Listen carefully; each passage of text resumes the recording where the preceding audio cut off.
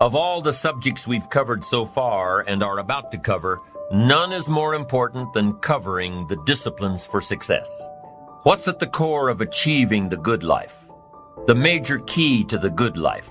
The major key is not in learning how to set goals. It is not in learning how to better manage your time. It is not in mastering the attributes of leadership. Every day in 1,000 different ways, we are trying to improve ourselves by learning how to do things. We spend a lifetime gathering knowledge in classrooms, in textbooks, in experiences. Now, if knowledge is power, if knowledge is the forerunner to success, then why do we fall short of our objectives?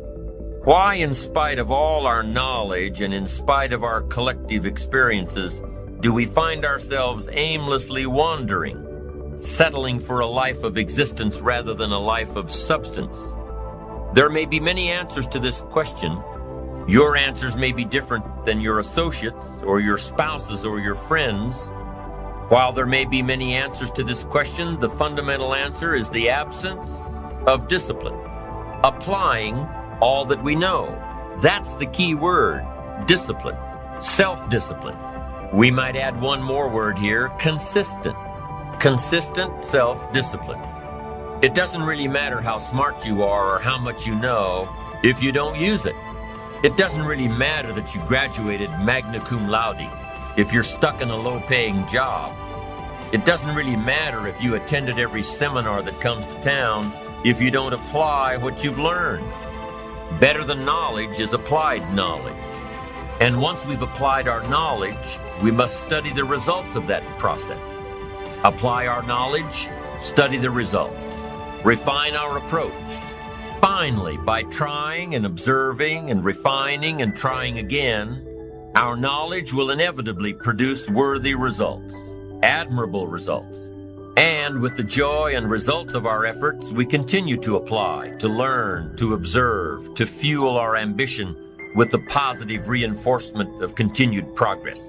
Pretty soon, we'll find that we're swept into a spiral of achievement, a vertical rise to success. And the ecstasy of that total experience makes for a life of triumph over tragedy, dullness, and mediocrity. But for this whole process to work for us, we must first master the art of discipline, self-discipline, consistent self-discipline. It takes consistent self-discipline to master the art of setting goals, to master the art of time management, to master the art of leadership, to master the art of parenting and relationships. If we don't make consistent self-discipline part of our daily lives, the results we seek will be sporadic and elusive. It takes a consistent effort to truly manage our valuable time, or we'll be consistently frustrated. Our time will be eaten up by others whose demands are stronger than our own. It takes discipline to conquer the nagging voices in our minds, the fear of failure, the fear of success, the fear of poverty, the fear of a broken heart. It takes discipline to keep trying when that nagging voice within us brings up the possibility of failure. It takes discipline to admit our errors and recognize our limitations. The voice of the human ego speaks to all of us. Sometimes the voice of ego says that we should magnify our value beyond our results. It leads us to exaggerate, to not be totally honest. It takes discipline to be totally honest, both with ourselves and with others. Be certain of one thing: every exaggeration of the truth, once detected by others, destroys our credibility and makes all that we say and do suspect.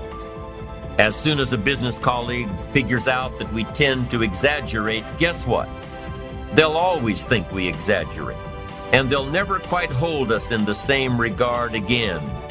The tendency to exaggerate, distort, or even withhold the truth is an inherent part of all of us. And only an all-out, disciplined assault can overcome this tendency. It takes discipline to change a habit, because habits are formed a little bit each day, every day, every day. Once habits are formed, they act like a giant cable. They act like a nearly unbreakable instinct that only long-term disciplined activity can change. We must unweave every strand of the cable of habits slowly and methodically, until the cable that once held us in bondage becomes nothing more than scattered strands of wire. It takes the consistent application of a new discipline, a more desirable one, to overcome one which is less desirable. It takes discipline to plan. It takes discipline to execute our plan. It takes discipline to look with full objectivity at the results of our applied plan. And it takes discipline to change either our plan or our method of executing that plan if the results are poor. It takes discipline to be firm when the world throws opinions at our feet.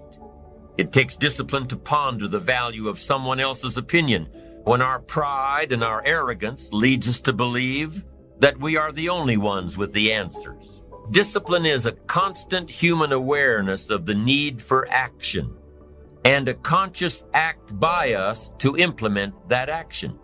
Discipline is an awareness of the constant need for action and a conscious act to implement that action. If our awareness and our implementations occur at the same time, then we begin a valued sequence of disciplined activity. Now, here's the other side of discipline.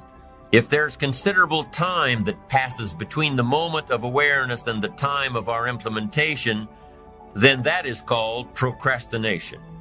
Doing it tomorrow instead of today. Procrastination, an almost exact opposite of discipline. The voice within us says, get it done. Discipline then says, do it now. Do it to the best of your ability, today, tomorrow, and always, until finally the worthy deed becomes instinctive. Procrastination says later, tomorrow, whenever I get a chance. Procrastination also says, do what is necessary to get by or to impress others. Do what you can, but not what you must. In every circumstance we face, we are constantly presented with these two choices. Do it now or do it later. Discipline and procrastination. A choice between a disciplined existence, bearing the fruit of achievement and contentment, or procrastination, the easy life for which the future will bear no fruit, only the bare branches of mediocrity.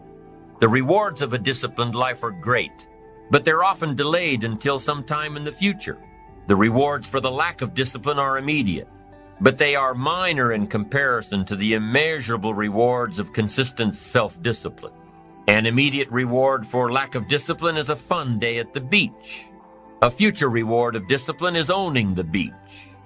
For most, we choose today's pleasure rather than tomorrow's fortune. So how can you get rid of the easy distractions? How can you keep your mind on what you're trying to do?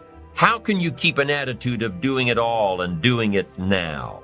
How can you make the choice of discipline over procrastination? How can you stay focused on your ambitions? How can you avoid conversations at the water cooler? You can keep your focus on your work. You can get it done today instead of tomorrow. You've got to really work on your consistent self-discipline on a daily basis, or you'll find yourself distracted.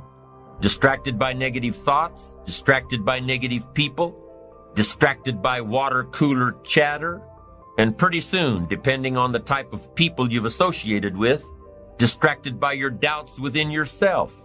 Never underestimate the power of influence and associations, and never underestimate the power of your own consistent self-discipline.